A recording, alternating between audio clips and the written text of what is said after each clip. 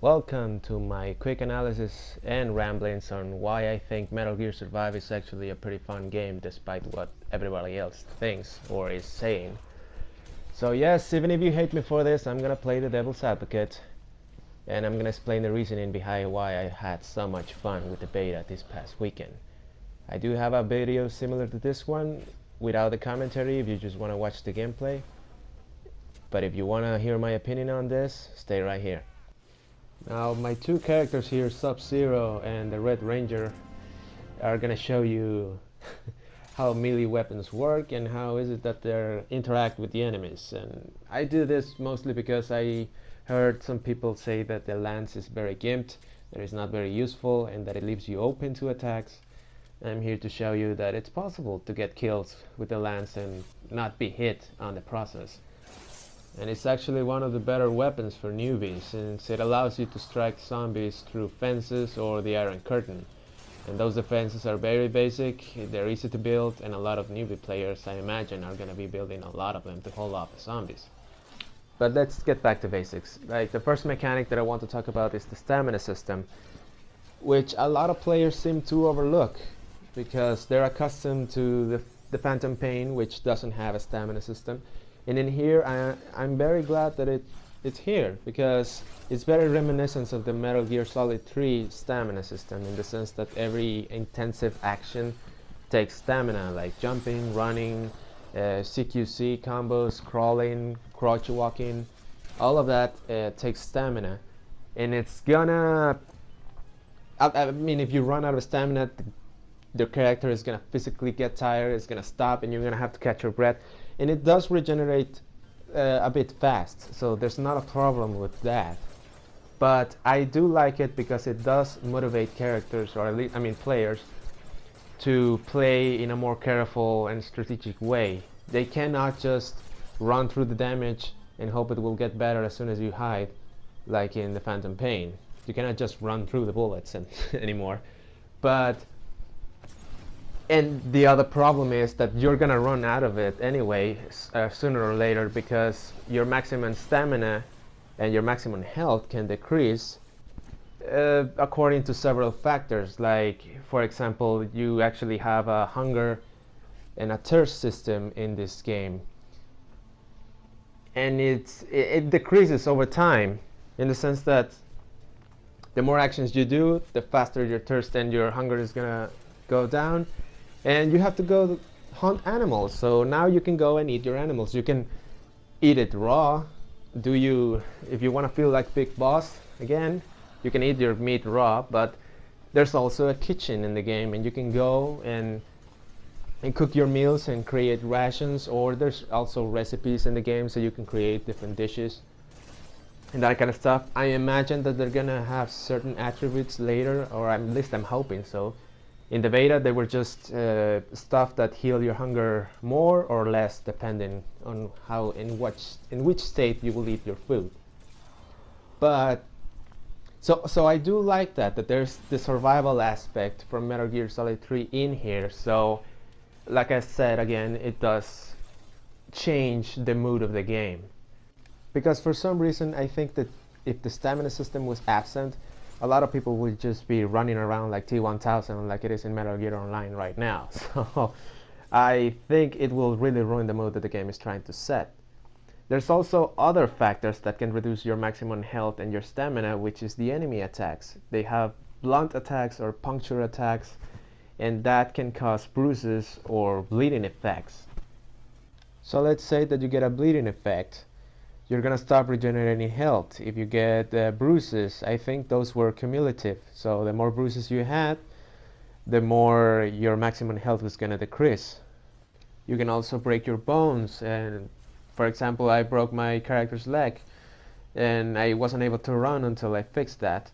And I don't know how it reacts with other body parts. Like, maybe if you break your arm, it's gonna affect the melee weapons somehow. Like, maybe you're not gonna be able to do power attacks or something like that.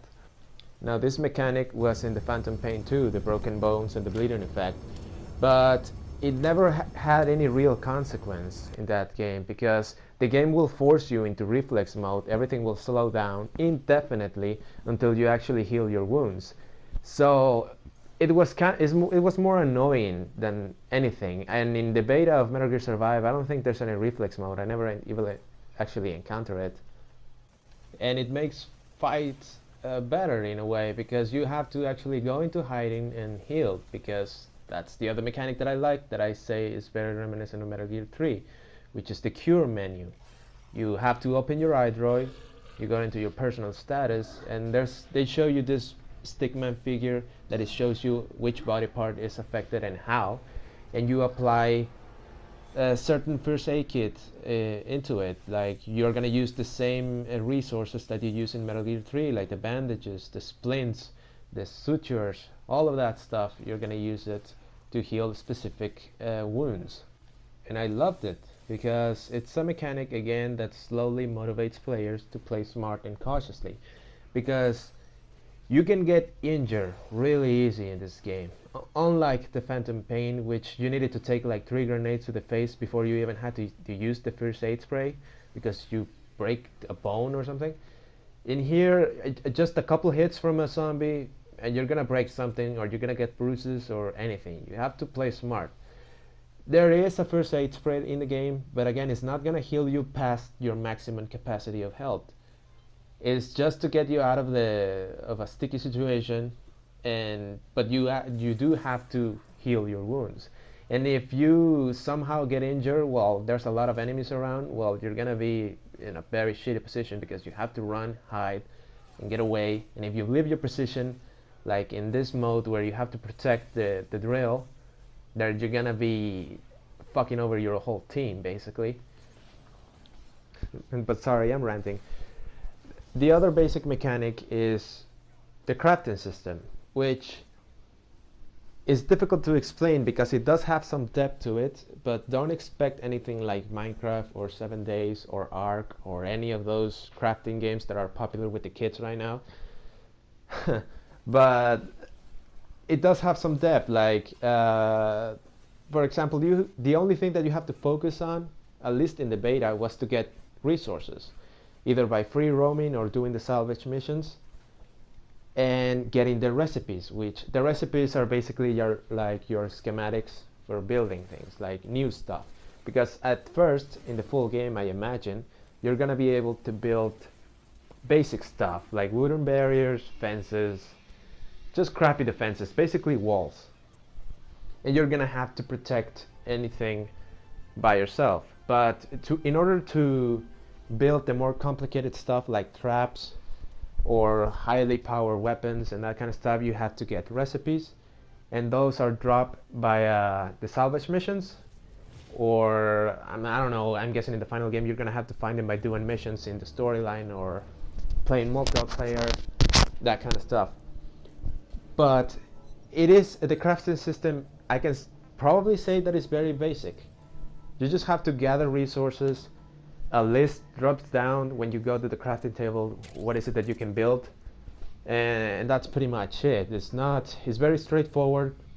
The menu doesn't seem to be cluttered at all, at least in my opinion, and it's very easy to do stuff. And you can craft traps and walls and whatever you want before you actually go to the mission, and then you can craft stuff while you're in the mission. That's like a way of being overly prepared. Like, you already have some traps in your pocket and and defenses and whatever, but if you find materials while in the mission, you can build even more.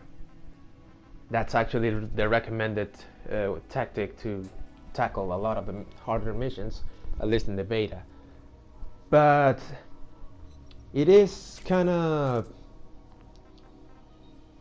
it does have depth in other places, like let's say, for example, a lot of users I've seen on Reddit agreed that one of the better things from the beta was the customization when it comes to armor and clothes and that kind of stuff, at least in comparison to the Phantom Pain. In the Phantom Pain, you were only able to change your suit, like your whole body suit. You can put on some armor, but that was it. You can only maybe change the color, and that was it.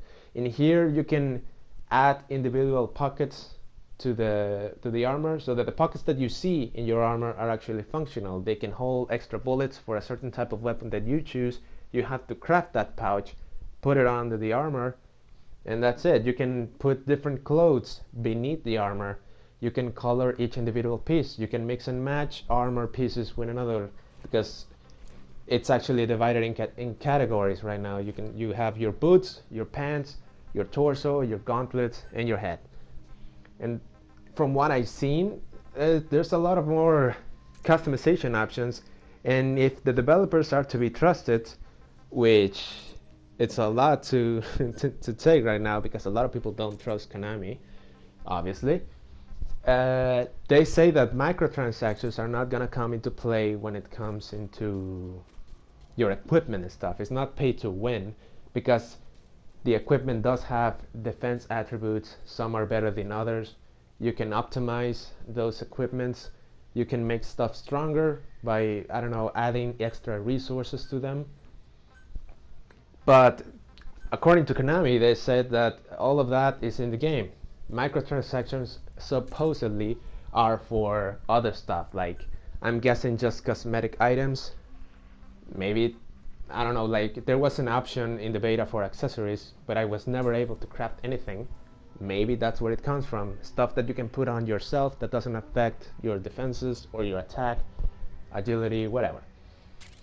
But the amount of customization that this game has is it's really good, at least from the limited armor pieces that I had in the beta. That's why I created Sub-Zero and the Red Ranger in there. But it's not actually the Red Ranger. But anyway, you can do a lot of stuff. You can go naked if you want, which is not new. You can do that in the Phantom Pain too, but you can specifically choose which part of your body is going to be naked if you follow my drift. So you may say, like, well, that's superficial, that's not important, but I do love customization options in my games. Thank you very much. I do love when I can express myself via my character in the game. So I actually thought that was a step in the right direction. Another tweak that you can have in the game that's actually, it's a hit or miss in a lot of fans, but I do like it, is the CQC. It did change. Now you only have a basic punch. That's it. You can hit zombies with it. It's gonna stun them a little bit, and that's it. But you don't want to get too close to them. The CQC combo that you see right here in the video is not, it doesn't work in the same way as it does in the Phantom Pain. In here, it's a counter. If you hit the CQC button before the enemy hits you, you do that combo. And it doesn't, I haven't seen it, but at least in my experience, it didn't take any health away from the zombie. It was just a way to get you out of the situation, to stun them a little bit longer than a normal punch, and you can just ram them with the lance or the melee weapon or whatever. There's also the judo throw, which I'm not sure if it's really how a throw is done in judo, but that's the way I call it. And it's actually pretty good. I was like really sad that this move was not in the Phantom Pain. It looks really cool. You can choose in which directions you can throw the body, and it knocks the zombie over. I never actually got footage from it, but you can knock the zombies over if you throw the body at them. And it is really, really, really fun to just interact. There's also like small tweaks that are weird, but they're there, and it's fun that they're there. Like, for example, here you can see that I kick a grenade into a bunch of zombies. Is it necessary? No, you can just throw the grenade at the zombies, but it's cool that you can kick them. I mean, you can probably fix the direction of the grenade if you fucked it up somehow. Or you can just do it for looks, like I did here. I just do it because it looks cool.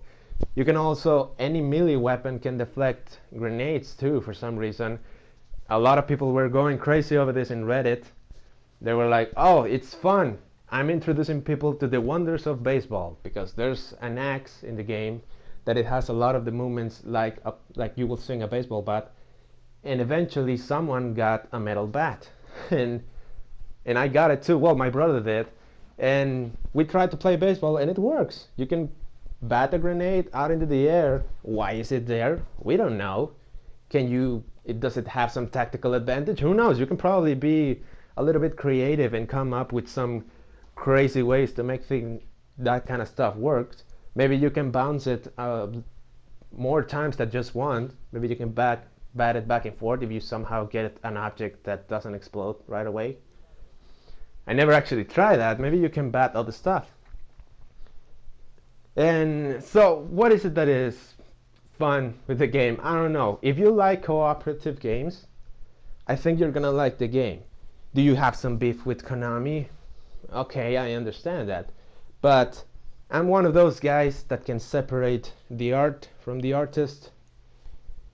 And in this case, I am reviewing kinda or analyzing this game by its own merit. Is it a cheap ripoff because they're basically recycling a lot of resources from the Phantom Pain? Sure, it is lazy. But at the same time, some people say, well, you should probably just call it something else and people will be happy. And I will be like, no, people wouldn't be happy even if it was called something else, because people will still be complaining about them using the same assets as Phantom Pain. And I don't know, I just appreciate the hard work that people are doing with this game.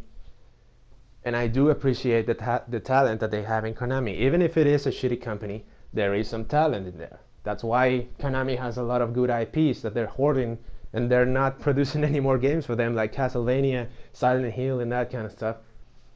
But the talent is there. So I don't know how is it that you can do this. It all comes to personal opinion. Do you want to support them? Do you want to support their shitty practices in a way? We don't know. We don't know what kind of message this is gonna send to Konami. If you don't buy the game, they may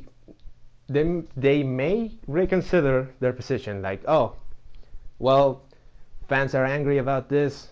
It seems like the marketing wasn't very good. We're gonna fix it. Or they may just go the other route and say, fuck this. Metal Gear is not profitable anymore, so we'll stop making it. There's other fans that say like, well, I don't care if Hideo Kojima is not there. You can go crazy. You can get really crazy now that he's not there. You can do spin-offs. You can do a lot of fan service, which is why you see Metal Gear Ray in this game. It's just there for fan service. I mean, for purely fan service. It looks cool as hell, and it was very, very, I don't know, it just warmed my heart to see Metal Gear Ray again in basically HD. It looks cool as shit. But if they want to get crazy, they can go crazy. I mean, there's already a zombie that moves almost exactly like Vamp from Metal Gear 2. It does bring a lot of fan servicey things, if you know what I mean. And the game, it is really fun. I mean, it's not noticeable at first, but if you play it, you do see a lot of tweaks to the Phantom Pain engine or the Fox engine, that it does motivate for the cooperative aspect of the game. I mean, if you, like, you'll be lying to me if you tell me that you played the beta and you were somehow able to complete the daily event by yourself. That thing was almost impossible, if not impossible, to do it by yourself. You needed a team, because there was a lot of zombies in that game. They were coming from all directions, always by the third wave, and it was just impossible. Those things that look like BAMP, they're called trackers. They don't give a shit about the defenses. They jump over the defenses. They don't actually try to destroy the defenses. They just go after a specific player. Doesn't matter who. They go for you, your teammate, whoever.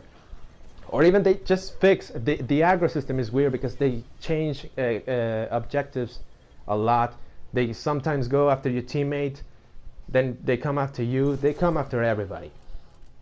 But they don't destroy any defenses, and they're only at distractions, because while you're fighting the tracker, the other zombies are destroying your defenses. So you have to work together in that sense. And if those guys can get you injured really fast, and then your health stops regenerating, you cannot heal because you're trying to defend the drill. There's a lot of aspects to the game. I mean, it can get really fun and very intense in a very short moment notice. But I don't know, it's just, it's maybe my experience. I need to hear opinions about other people. A lot of people say I'm not gonna play it out of principle, but those who actually look past that and actually play the beta, maybe because they were just curious, maybe they're still not gonna buy the game out of principle, but they did try the beta. I want to hear your opinions. Like, did you actually like the game? Did you actually like or saw how fun it can be, but you still don't want to support Konami? I can understand that. I'm just saying the purpose of my video basically is to say that the game is fun. The only thing that you have to think about right now is how is it going to react if you vote with your wallet. If the audience is gonna buy the game and it's gonna sell a lot, or at least profitable, how is it gonna react? Is it gonna send Konami the message that, oh, Metal Gear is good, we should make, I don't know, a remake of Metal Gear 1 like everybody says that they should do? I don't know why. A lot of people are bitching about them reusing assets from Metal Gear 5, but somehow they don't get mad if they reuse the same assets to make Metal Gear 1 again? Isn't that a rehash? Well, I'm with you there. I want Metal Gear 1 anyway. I mean, it would be fun to see Metal Gear 1 again in a remake, a proper remake. But we know it's probably not possible because of voice actors. But that's a topic for another video. But point is the game fun? Do you like it? What do you think? Tell me about it. See ya.